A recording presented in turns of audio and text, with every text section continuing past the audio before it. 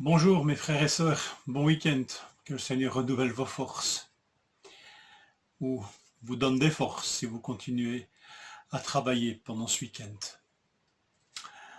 Je lis dans la lecture du jour le verset 10 d'Acte 23. Comme le débat devenait vif, le commandant eut peur que Paul ne soit mis en pièces par ses hommes. Et il ordonna aux soldats de descendre pour l'enlever du milieu d'eux et le conduire à la forteresse. Quel spectacle! Que cette noble assemblée du Sanhédrin qui regroupe les plus grands théologiens, les plus grands défenseurs de la parole de Dieu, qui défendent peut-être même l'honneur de Dieu, quel spectacle que cette noble assemblée offre à des païens si méprisés. Si on compte sur eux en tous les cas pour que l'officier romain soit touché dans son cœur par la réalité du Dieu d'Israël, je crois que c'est mal parti. Je me rappelle du témoignage d'un chrétien, et je vous le donne. Il fut accosté lors d'une campagne d'évangélisation, et il s'est retrouvé au milieu de chrétiens dans les locaux de l'église. Un peu malicieux, et pas toujours bien intentionné, il s'est mis alors à poser des questions qui fâchent, des questions religieuses. Une de ces questions, c'était « Pourquoi le mal ?»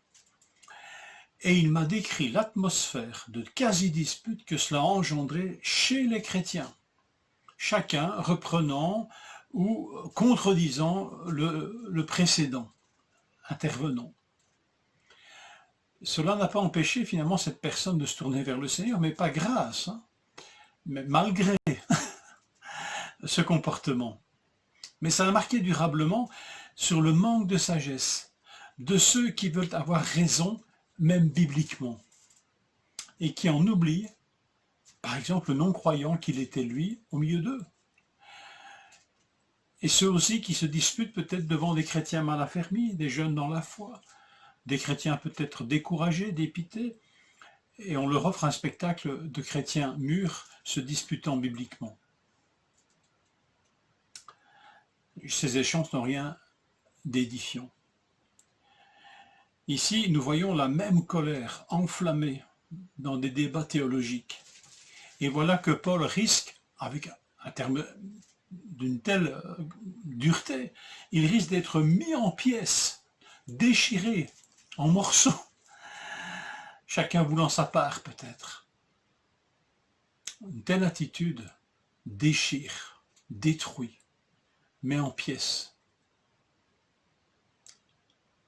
Quelle responsabilité, n'est-ce pas? Quelle illustration de ce danger de se disputer bibliquement, jusqu'à engendrer la violence de sentiments qui deviennent incontrôlables.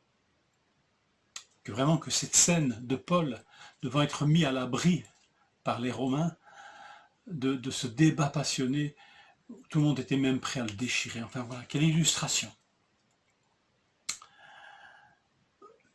Accessoirement, on peut, enfin, d'une autre manière, on peut aussi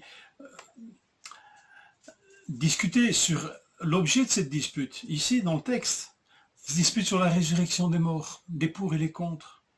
Eux qui, unanimement, ont fait mourir le prince de vie que Dieu a ressuscité des morts.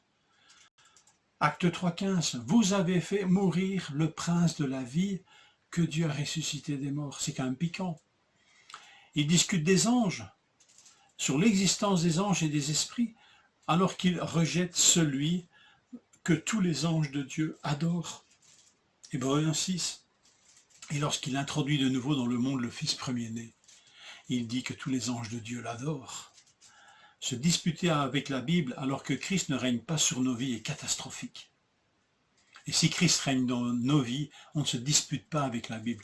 Même si l'on peut discuter, même si on peut être passionné, parce que c'est passionnant, mais on ne se dispute pas jusqu'au point de déchirer, de mettre en morceaux la foi de nos auditeurs. Vous savez que la Bible ne se reçoit et ne se partage que dans la douceur. Je ne sais pas si ça vous surprend, en tout cas moi ça me surprend. Jacques 1,21, ça me surprend parce que je ne connaissais peut-être pas.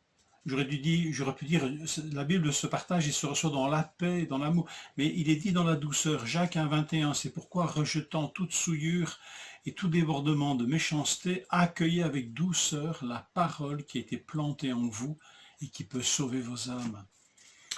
À propos de partager, de se défendre, de défendre la foi, hein, c'est le mot qu'a donné apologétique, donc défendre la foi. Voilà ce que Pierre dit, 1 Pierre 3,15, sanctifiez dans vos cœurs Christ le Seigneur, étant toujours prêt à vous défendre, apologia, avec douceur et respect devant quiconque vous demande raison de l'espérance qui est en vous. La parole de Dieu, inspirée par l'Esprit Saint, j'espère que vous êtes d'accord avec moi, ne se reçoit et ne se partage efficacement que là où s'épanouissent les fruits de l'Esprit. Je vous les rappelle, l'amour, la joie, la paix, la patience, la bonté, la bienveillance, la foi, la douceur, la maîtrise de soi. Bonne lecture, bon partage de l'Écriture si Dieu le permet, et bonne journée.